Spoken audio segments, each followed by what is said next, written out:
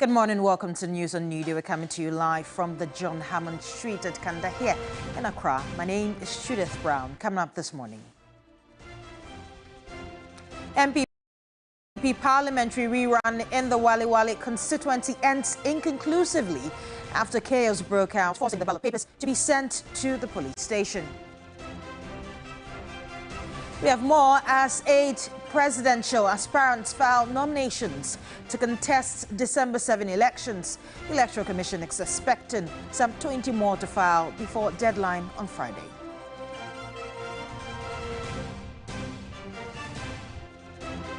Also, Utah calls for immediate nationwide ban on mining and prospecting for gold and other minerals in forest reserves, farms and rivers.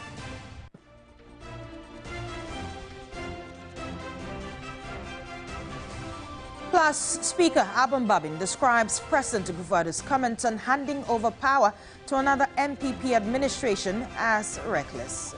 Details of these and many more coming up shortly. Please do stay with us.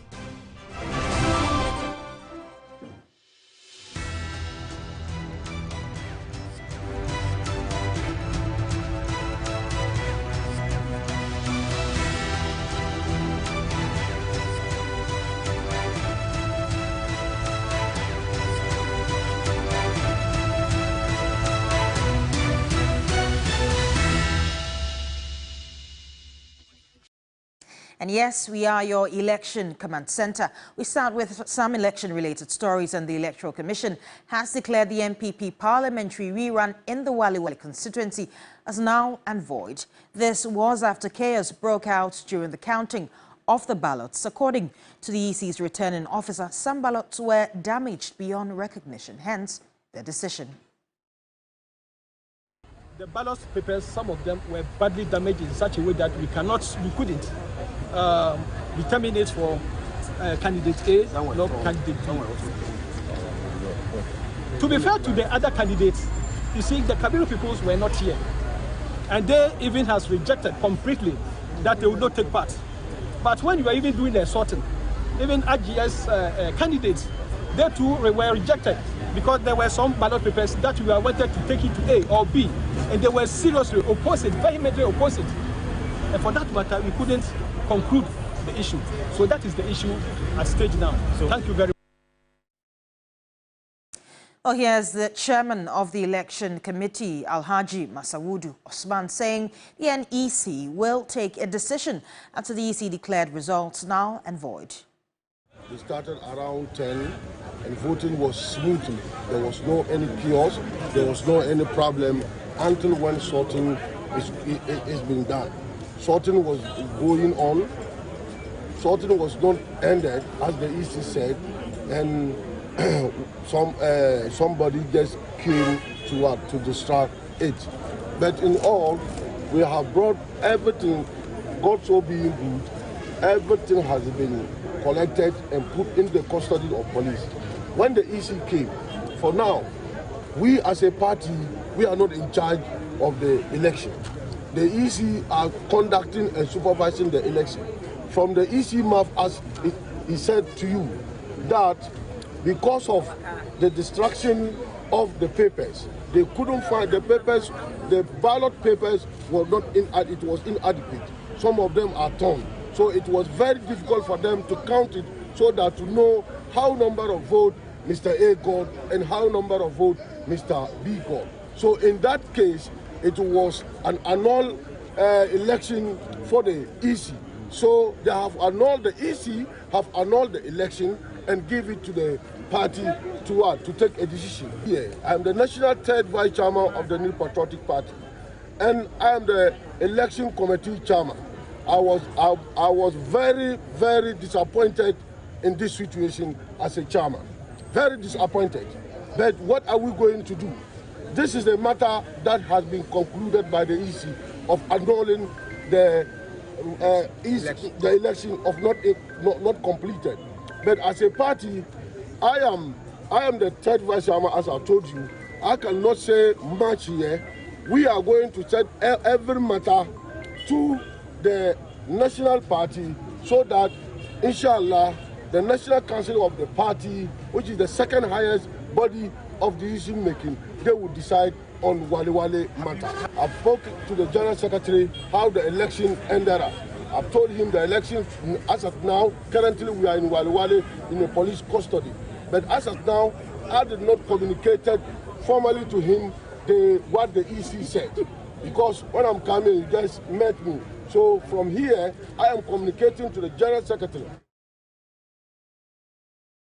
I will say in the Walewale constituency because the Ghana Police Service has arrested one person in the Walewale chaos for causing damage to some ballot papers. He is identified as Kamara Bawa, and the Ghana Police Service says the suspect is in custody, assisting with police investigation.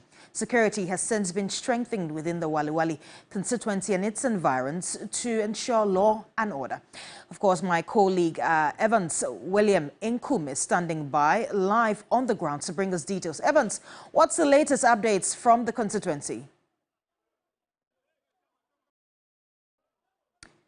Right, we'll get back to him shortly, but let's move on to some more stories. And President Akufo-Addo has rejected requests by the Ghana Bar Association that students with rich parents must not benefit from the free senior high school policy.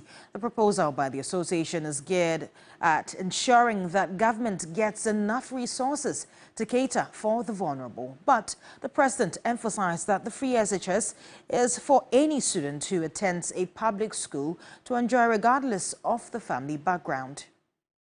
While I concede that the free SHS is very good and revolutionary, however, equal attention must be given to basic education at the public schools to ensure that they are not left behind. The free SHS program must be means tested using the data compiled by the National Identification Authority so that rich parents do not suddenly transform to become peasant farmers, as in the days of old when we had the Cocoa Scholarship. Students from comfortable backgrounds who attended expensive basic schools must pay fees at the senior high school level so that resources are free to fully cater for the poor and vulnerable. People who can afford to pay fees for the education of their wards should send them to fee-paying private schools. Public schools, that is schools funded by the taxpayer, should be free to all who would otherwise be unable to pay for their education. That is why the numbers of pupils who have access to secondary education has doubled since the introduction of the free senior high school policy, and that over 5.7 million persons have benefited from the policy since its inception. The full impact of this dramatic development will be felt in due course and will far outweigh the small number of privileged parents who can afford to pay for the education of. Well, the Ghana Bar Association has implored government to do more than lip service in fight against illegal mining locally, referred to as Galamsey. Now, at its annual general conference, the association observes that the Galamsey menace in the country is rather getting worse with the continuous distraction of arable lands and water bodies. Once again, the talk about illegal mining and its effect on water sources has dominated the media airwaves, with a renewed call on government to fulfill its promise of bringing an end to the menace. This was after the Ghana Water Company issued alert on imminent water scarcity following the heavy pollution of intake sources at various treatment plants in the Central, Ashanti and Eastern regions. The situation has left the public with no option than to question government commitment in dealing with Galamsey. Addressing members of the Ghana Bar Association at its annual conference, Attorney General and Minister of Justice Godfred Yebu-Adame reaffirmed government's resolve to arrest and prosecute offenders. From August 2021 to date, at least 76 persons, including 18 foreigners, have been convicted. Most of the convicts were sentenced under the new law at 995 to a minimum of 15 years plus a hefty fine for a non-Ghanaian. Currently, over 140 cases of illegal mining involving over 850 accused persons are being prosecuted in courts in the Western, Eastern, Ashanti, Greater and Upper East regions of Ghana. Some are near conclusion, which have kept the nation safe and sound. But the Ghana Bar Association appears not satisfied with government commitment in ending the menace. Yao Echampon Buafu is the president of GBA. Despite the efforts and assurance of government to deal with the menace, there appears to be a consensus that not much has been done to effectively and roundly deal with it. To be blunt, things are getting worse. An issue which poses an existentialist threat to our nation so severe that His Excellency the President put his presidency on the line, unfortunately has degenerated into a political football match between the major political parties as to who polluted the water the most. The anecdotal evidence that Galamsey is controlled by powerful interests in Ghana cannot be ignored. The state must be honest and deal with the real powers behind this menace. The conference was themed Peaceful, Fair and Transparent Election, the Key to Sustainable Democracy. President Nana Addo Dankwa Akufo-Addo entreated Ghanaians to protect the democratic credentials of the country. The upcoming elections will be another test of our attachment to the values of democracy. It is my fervent hope and prayer that we will pass this test with flying colors. Let us approach these elections with the seriousness and sense of responsibility that they deserve. Let us conduct ourselves in a manner that brings honor to our nation and reinforces our allegiance to democracy.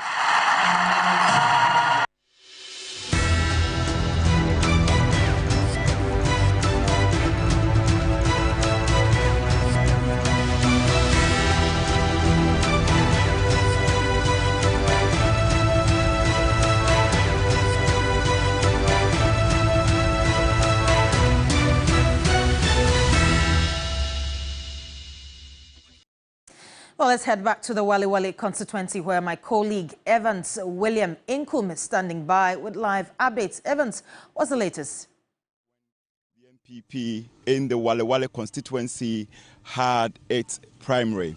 Of course, there were some chaotic moments, but at the end of the day, the Electoral Commission could not announce results because of some of the ugly things that happened. Now it is up to the National Council of the party to decide going forward.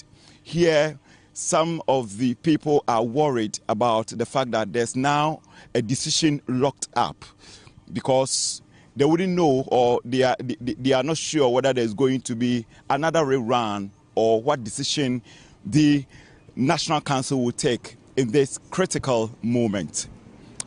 For now, some of them believe that it's a lesson that needs not to reoccur or needs not to recur going forward, because the Vice President, after engaging members of the party, thought they were going to have a very calm election, but that was never to be. We are still here monitoring events in the next couple of minutes, and certainly we will be updating our viewers in the course of time. William Evans Inkum, Walewale, back to you, Judith. Many thanks for your time, William. Let's head to the Electoral Commission now. And Dr. Mahmoud Bawumia is the first sitting vice president to file his nominations to contest elections since 1957. Flag bearer of the New Patriotic Party, Dr. Mahmoud Bawumia filed the nomination forms at the EC head office in Accra. Dr. Mahmoud Bawumia was flanked by party bigwigs to the Electoral Commission's office in Accra. He was also supported by his running mate, Dr. Matu Opoku Prempeh, and his wife, Almo Opoku Prempeh. Later, the Electoral Commission Chair, Jane Mensah, walked in to welcome the flag bearer, Dr. Mahmoud Bawumia. General Secretary of the party, Justin Kodia, recounted the rigorous process to get the nominations filed. He said both the flag bearer and his running mate have all filed their taxes and declared their assets before filing their nomination. Chairperson of the Electoral Commission, Jane Mensah, disclosed the setting up of a technical committee to vet all documents. They have been tasked to be fair and yet firm in executing their duties.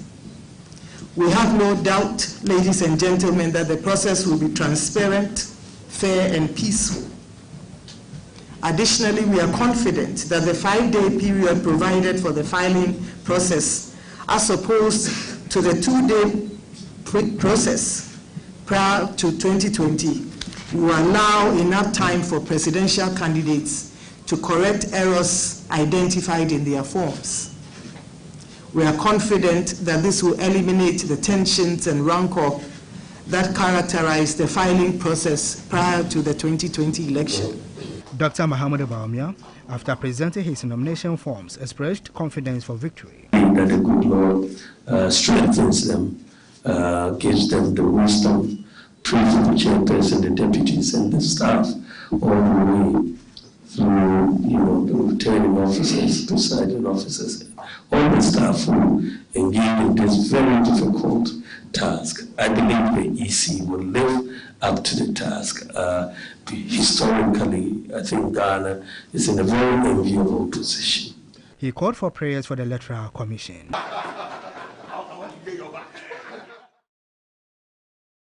Well, one of the most important processes to pave way for the December 7 elections is the filing of nomination forms by presidential aspirants.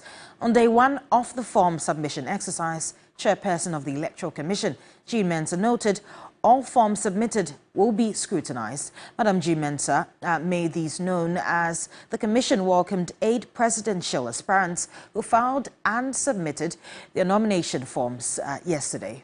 There's more in this report.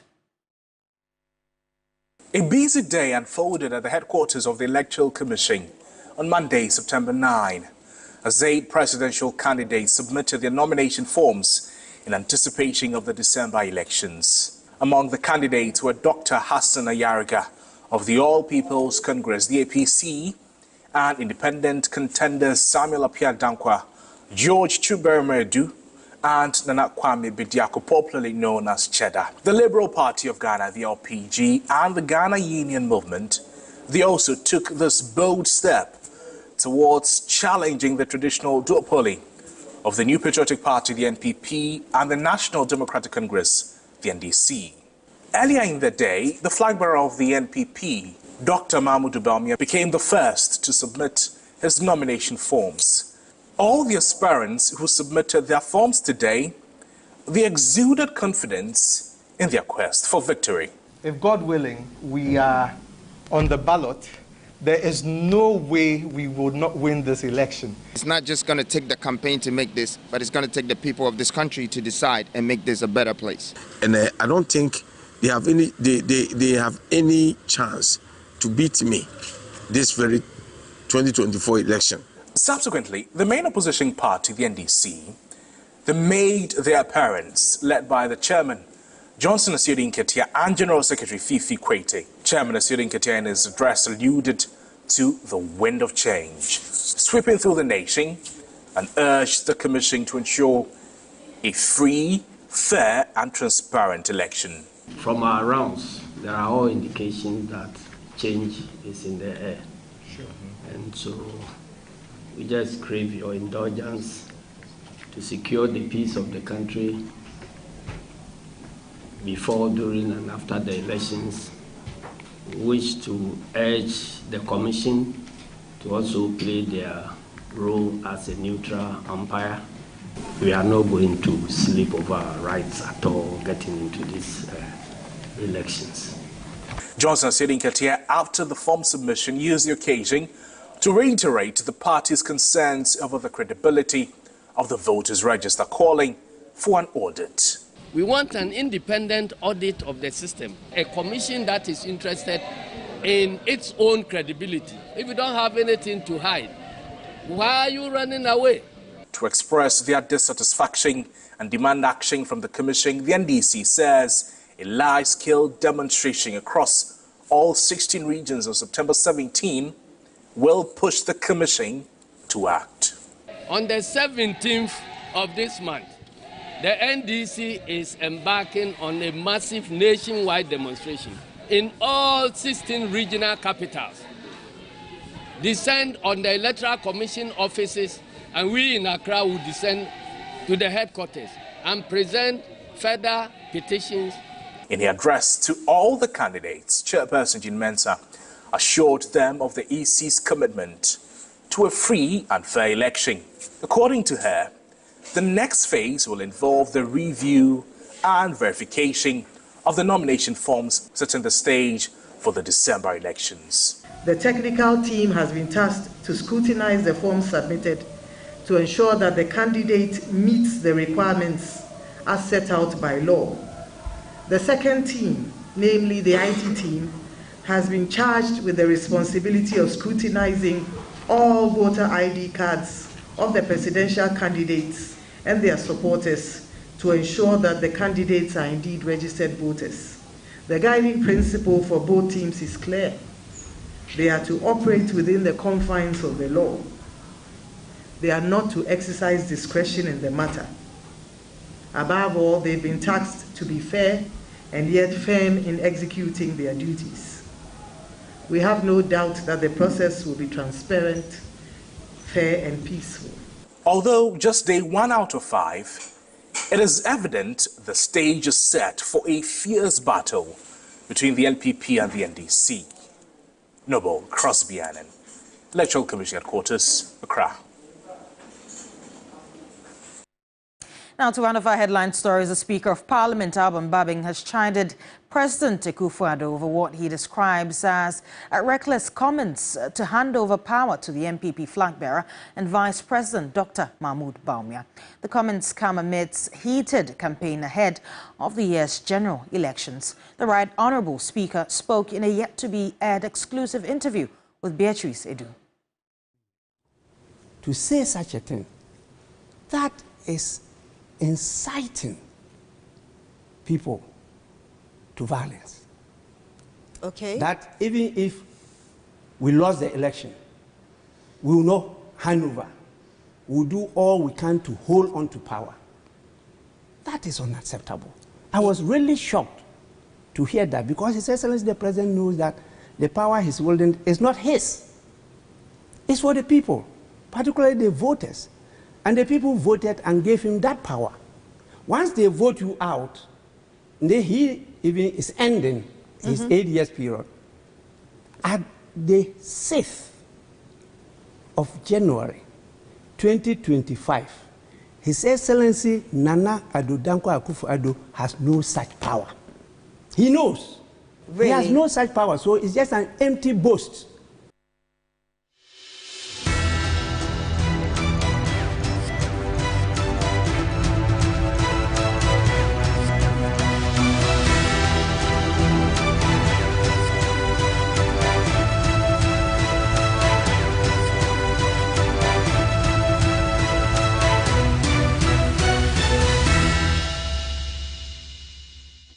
And that's our wrap up the 6 a.m. news right here on your Election Command Center. A pleasure coming to you always. My name is Judith Brown. Stay tuned. We'll be back with the rest of New Day.